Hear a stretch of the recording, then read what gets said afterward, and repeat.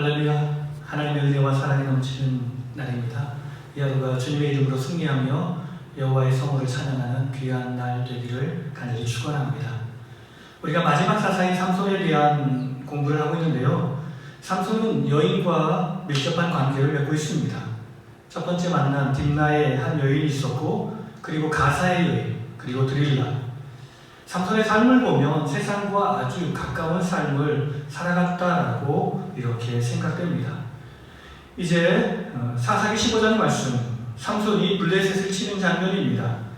이 가사의 여인 때문에 이제 결혼한 여인이었는데 장인이 이 여인을 다른 남자에게 주어서 화가 난 삼손이 동네에 불을 다 질러가지고 블레셋 사람들을 이렇게 화나게 한 것입니다. 블레셋 사람이 유다 땅을 쳐들어와서 레이의 진을 쳤습니다.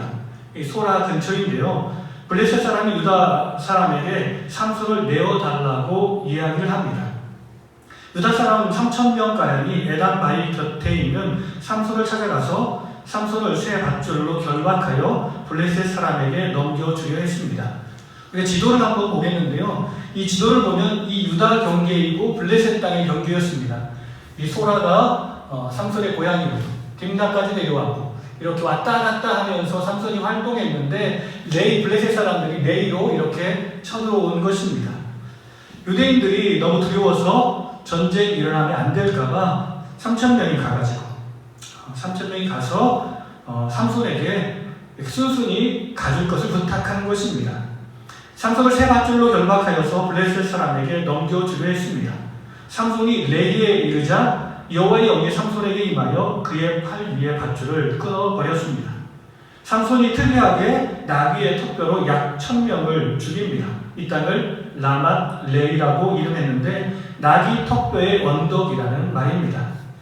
삼손이 목이 말라 여호와께 부르짖자 레이에서 한 우묵한 곳이 터지며 물이 솟아났습니다. 삼손이 그것을 보고 정신이 회복되어 소생하니 그 이름을 에낙고레라고 불렀습니다. 이 에낙고레는 부르짖는 자의 셈이란 뜻입니다. 삼손이 이스라엘의 사사가 되어서 20년을 통치했습니다. 이제 사사기 16장의 말씀은 삼손의 이야기의 마지막 부분입니다. 삼손이 마지막 여자인 가사 여인과 그리고 마지막 여자인 드릴라를 만나는 장면이 기록되어 있습니다. 삼손이 가사에 가서 한 기생을 만납니다. 이 가사도 블레셋 지역인데요. 가사에 가서 가사 사람들이 삼손이 온 사실을 알고 밤새 그를 죽이려고 계획합니다.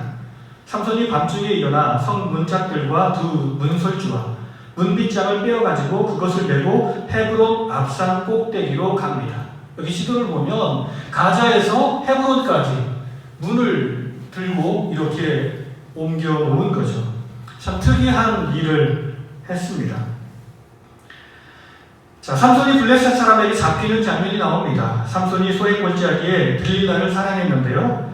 블레셋 방백들이 은 1,100개로 드릴라를 꿰어서 어떻게 하면 삼손의 힘이 없어지는지, 어떻게 하면 보통 사람으로 돌아가는지를 물어봅니다. 삼손이 드릴라를 사랑했기 때문에 드릴라가 삼손에게 묻습니다. 그러니까 삼손이 첫 번째로 대답한 것은 마르지 아니한 새 활줄 7으로 나를 결박하며 나는 힘이 없어집니다 라고 했지만 이것을 시도했지만 실패했습니다. 두 번째로 새 밧줄로 묶으면 나는 힘이 없어집니다. 그러나 이것도 실패입니다. 나의 머리털 7가닥을 배틀에 날실에 섞어 짜면 했는데 이것도 실패합니다. 마지막으로 머리털 7가닥을 밀면 성공합니다 라고 했는데 이것은 정말 삼손이 힘이 없어졌습니다. 블레셋 사람이 삼손을 붙잡고 눈을 빼고 가사로 데려갑니다. 놋줄로 매고 그에게 옥에서 맷돌을 달게 했습니다. 삼손의 머리털이 다시 자라기 시작합니다. 우리가 성경을 이해하면 삼손이 머리털을 밀었기 때문에 힘이 없어졌다라고 생각하는데요. 그렇지는 않습니다. 왜냐하면 하나님께서 삼손에게 3가지를 나시인의 삶을 말씀했습니다. 첫째는 술을 마시지 말라. 둘째로 부정한 것을 만지지 말라. 세 번째, 머리를 깎지 말라였는데 삼손이 술도 마시고 부정한 것도 만지고 이제 마지막 남았던 머리까지 깎아서 이제 완전히 나시인의 삶과는 동떨어진 삶을 살았기 때문에 그가 힘이 없어진 거죠. 마지막으로 삼손의 죽음의 장면이 나옵니다. 블레셋 관객들이 삼손을 잡은 것을 기뻐하며 다곤에서 큰 제사를 드리고 잔치를 벌입니다. 삼손을 불러서 사람들에게 제주를 부리게 하여서 많은 사람들을 기쁘게 하려 했던 거죠. 그래서 옥중에 있는 삼손을 부르고 삼손이 원수를 갚게 해달라고 마지막으로 여호와께 기도했고요. 삼손이 건물의 두 기둥을 무너뜨려 삼손과 함께한 모든 사람이 죽었습니다. 삼손이 살아있을 때 죽인 사람들보다 이렇게 죽일 때, 죽었을 때 이렇게 죽인 사람들이 더 많다라고 성경은 기록하고 있습니다. 그의 형제가 삼손을 만화의 장지에 장사를 합니다. 삼손이 사사로 20년을 보냈습니다. 이제 12사사의 이야기는 다 끝났고요. 이제 새로운 이야기가 등장합니다. 사사기 17장은 미가 집의 우상과 레위에 대한 이야기를 기록하고 있습니다. 에브라임 산지에 미가라는 사람이 있었는데 어머니가 은 1,100개를 잃어버렸어요. 그리고 이 도둑질해간 사람들은 저주를 받으라라고 저주했는데 그 돈을 미가가 발견한 것입니다. 어머니가 그 돈을 아들을 위해서 신상을 만들고 그 신상을 미가의 집에 두었습니다. 미가가 신당을 세우고 에봇과 드라빔을 만들어 한 사람을 세워 그를 제사장으로 삼습니다. 6절의 말씀에 보면 사사기의 핵심적인 말씀이 등장하는데요. 그때에는 이스라엘에 왕이 없으므로 사람마다 자기 소견에 옳은 대로 행하였더라. 이스라엘 백성들이 자기 마음대로 살아갔다라고 성경은 우리에게 말씀합니다.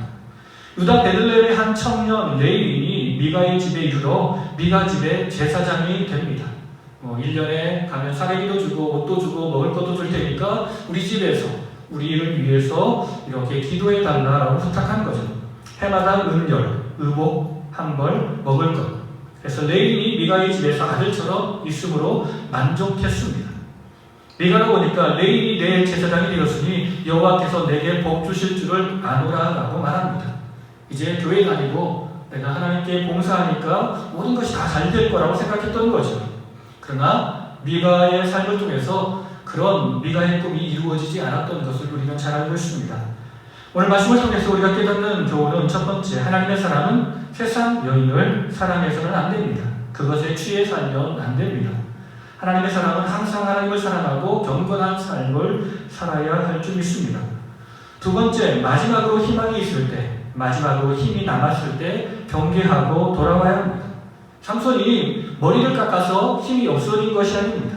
첫 번째 술을 마시고 그리고 부정한 것을 만졌던 그때 우리가 회개하고 돌아왔으면 마지막 남은 그 머리를 깎지 않는 그때라도 회개하고 돌아왔으면 모든 일들을 다 잘 진행할 수 있었을 텐데 삼손은 그것을 알지 못하고 회개의 때를 찾지 못한 것이죠.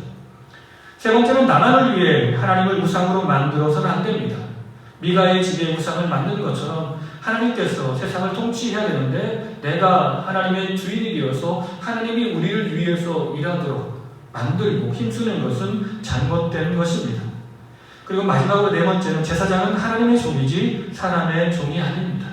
하나님의 말씀을 받은 제사장들은 하나님의 영광을 위해서 살아야 되는데 한 집의 제사장이 되어서 그 집을 축복하고 그 집을 위해 일한다는 것은 잘못된 것입니다.